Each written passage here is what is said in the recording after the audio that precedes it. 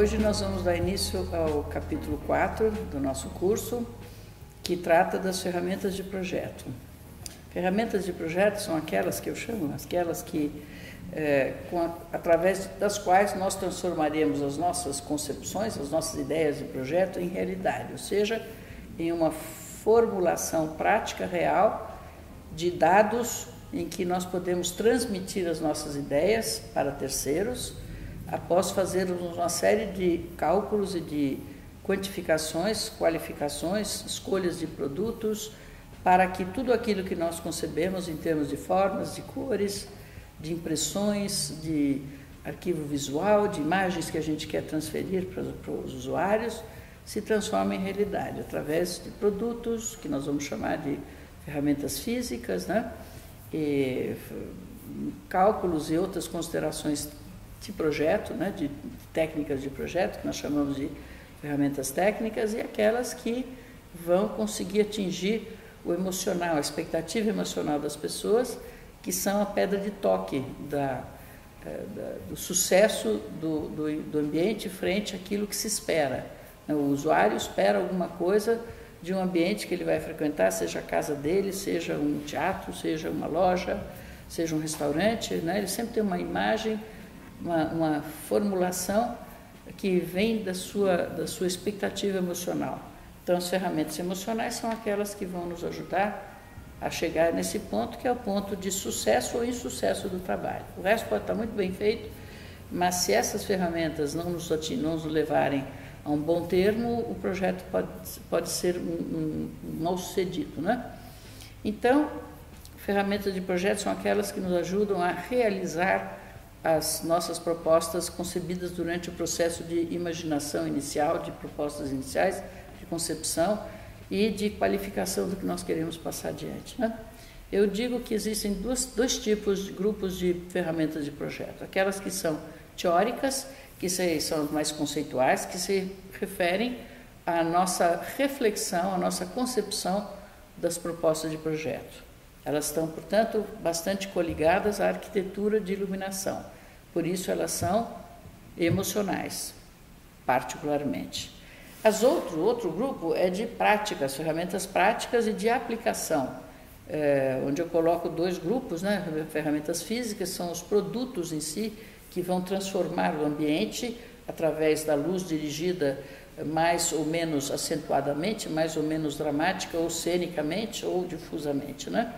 Então, essas ferramentas dizem respeito à realização e, portanto, elas estão muito mais conectadas com a engenharia de iluminação. As práticas, e eu chamo de práticas ferramentas físicas, são os produtos em si, e as ferramentas técnicas, que são aquelas coligadas à prática da teoria luminotécnica, a quantificação, qualificação das luminárias, dos efeitos, aplicativos de cálculo, etc. Nós vamos falar disso depois. Então, nós vamos começar por ferramentas que eu chamo estéticas ou emocionais. São aquelas que apoiam a concepção do projeto, portanto, ligadas à arquitetura de iluminação. As físicas são as que apoiam a realização, elas são constituídas por produtos que podem ser materiais sólidos, palpáveis, né? Que constituem as luminárias, né? As luminárias entendidas como um corpo material que abriga uma célula, um módulo produtor de luz. A segunda parte das luminárias é constituída pelas suas partes sensoriais, ou seja, o resultado sensorial da luminária é o facho luminoso. É aquele que não é tangível, são intangíveis, servem apenas para sensibilizar os fotorreceptores. A luz não se toca, não se pega, porque ela é energia pura. Os fótons, inclusive, são parte de matéria, mas eles não têm massa, consequentemente nós não podemos tocá-los. Então, os fachos luminosos constituem a parte sensorial das ferramentas físicas. E as luminárias em si constituem o corpo que abriga o facho luminoso, ou abriga o módulo que vai produzir o facho luminoso, são produtos palpáveis, matéria, tangíveis. Nós podemos apalpar, nós podemos ver detalhes, parafusos, como eles se adequam à arquitetura, quais são os anéis de arremate, quais são as cores, mas o facho luminoso, que é a porção que nos interessa, não é tangível, ele é apenas sensorial. A energia luminosa é capaz de sensibilizar os nossos fotorreceptores, mas nós não somos capazes de tocar a luz. Depois, as ferramentas técnicas são aquelas que dizem respeito à realização do projeto em termos de quantificação, de qualificação, e estão ligadas principalmente à teoria da luminotécnica, todas as grandezas, todas as unidades que servem para definir essa aplicação da iluminação nos nossos projetos. Outra ferramenta dessa mesma série são os aplicativos de cálculo, né? Cálculos de imagens. Alguém me disse recentemente que depois do advento dos aplicativos de cálculo não há mais necessidade de aprender cálculo. Isso é uma bobagem enorme.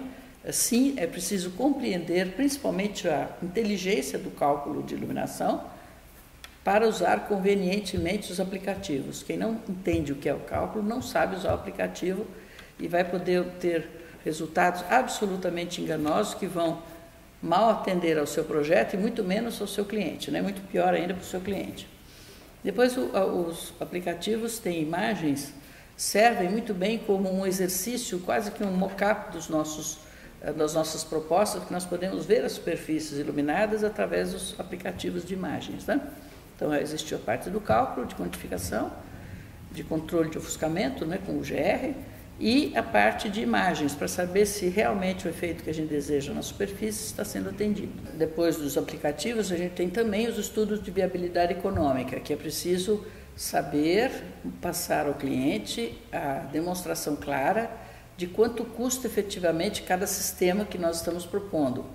E isso se chama viabilidade econômica, onde a gente inclui o custo inicial, o custo operacional, ou seja, o consumo de energia, e principalmente a reposição dos equipamentos. Conforme a durabilidade do fluxo luminoso, haverá realmente um custo operacional melhor ou pior para o cliente.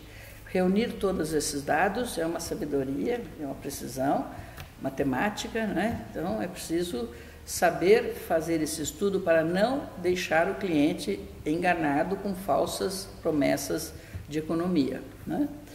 Depois nós podemos incluir também nisso a sequência de fatos e de passos que constituem as ferramentas técnicas com as quais nós permitimos que outras disciplinas pertencentes ao projeto, ao macroprojeto, possam fazer uso das nossas informações, como os projetos de arquitetura, de interiores, paisagismo, de